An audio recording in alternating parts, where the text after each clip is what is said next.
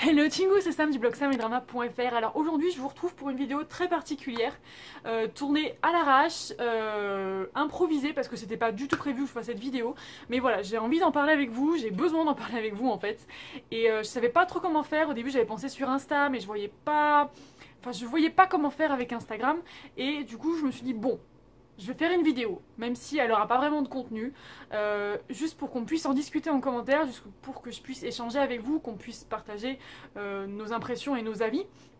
Parce que cette affaire m'a pas mal perturbée. Avec le titre de la vidéo, vous savez à peu près de quoi je vais vous parler. Donc pour ceux qui sont pas du tout au courant de ce scandale, je vais essayer de vous résumer brièvement ce qui s'est passé avec les infos que j'ai. Donc peut-être qu'elles sont pas toutes bonnes, n'hésitez pas à me corriger en commentaire si je dis des conneries, hein, voilà. Je crois que tout a commencé fin février ou début mars, je sais plus trop exactement. En fait, tout a démarré d'un homme qui s'est rendu au poste de police en fait pour porter plainte parce que il avait été tabassé par un employé de boîte de nuit. Du coup la police s'est mise à enquêter et on s'est rendu compte que cette boîte de nuit était gérée par Seungri, un des membres des Big Bang. Et en faisant des recherches, ils ont découvert que notre ami Seungri avait fait venir des investisseurs étrangers et avait eu recours en fait à des prostituées. Sauf que en Corée du Sud, c'est totalement illégal. Déjà, il y a eu ça qui était vraiment pas cool du tout.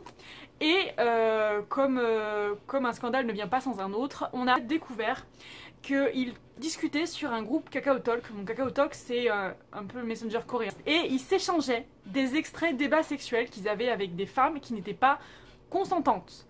Et dans ce groupe, il y avait le chanteur de Drug Restaurant, il y avait un des membres de FT Island, il y a un acteur, enfin il y a des acteurs, enfin c'est le gros bordel. Et ça a fait un énorme scandale dans le monde de la K-pop parce que on en est toujours à cette corruption et au laxisme dont peuvent faire les autorités par rapport aux stars notamment.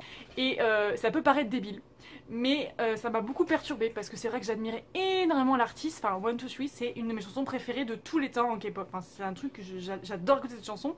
Et le chanteur de Drug Restaurant, enfin, je le surkiffe aussi. Enfin, FT Island, j'adore aussi. Enfin, voilà, j'étais complètement sur le cul comme tous les fans d'ailleurs. Donc du coup, moi ma question c'est, est-ce que vous avez décidé de boycotter leur travail ou est-ce que vous continuez de les écouter, continuez à en parler, continuez d'aimer ce qu'ils font? Moi j'en suis arrivée à ce point où je sais plus. Je sais plus, par exemple, j'ai envie d'écouter 1-2-3 et je me dis non, enfin vu ce qu'il a fait, je voulais vous faire une vidéo sur Drug Restaurant parce que c'est un groupe que j'adore. Et bah je sais pas si je vais la faire, enfin je sais même pas parce que... Voilà, enfin ouais, je suis désolée, cette vidéo est hyper brouillon, c'est un peu la cata. Mais c'est ce que je ressens là, je sais plus. Je sais plus si je dois vraiment séparer l'artiste de la personne. Et j'avais besoin de savoir ce que vous en pensiez, comment vous avez réagi au scandale. Est-ce que vous écoutez toujours leurs titres? Est-ce que vous êtes toujours fan des artistes qui ont fait ces choses vraiment pas belles du tout? Cette vidéo est totalement inutile, je m'en excuse vraiment, mais je savais pas comment discuter avec vous et j'ai trouvé que ce moyen-là. Très important, l'espace commentaire doit rester cordial. Même si vous n'êtes pas du tout d'accord avec les propos des autres, je ne veux pas, mais vraiment, je ne veux pas avoir de discours haineux, de méchanceté gratuite. Chacun a le droit d'avoir son avis et il faut le respecter. Je vous préviens, s'il y a des commentaires qui ne me plaisent pas, je les supprime d'office. Donc voilà, j'ai besoin de vous. Donc éclairez-moi, partagez avec moi et avec les autres d'ailleurs votre avis sur cette affaire. Donc voilà, c'est tout pour moi, j'attends vos commentaires, j'attends vos avis et je vous fais plein de bisous. Je vous dis à très vite pour une prochaine vidéo. Salam, popo, bye bye. Cette vidéo est tellement tournée à l'arrache que je suis en pyjama, regardez comment il est beaucoup trop mignon.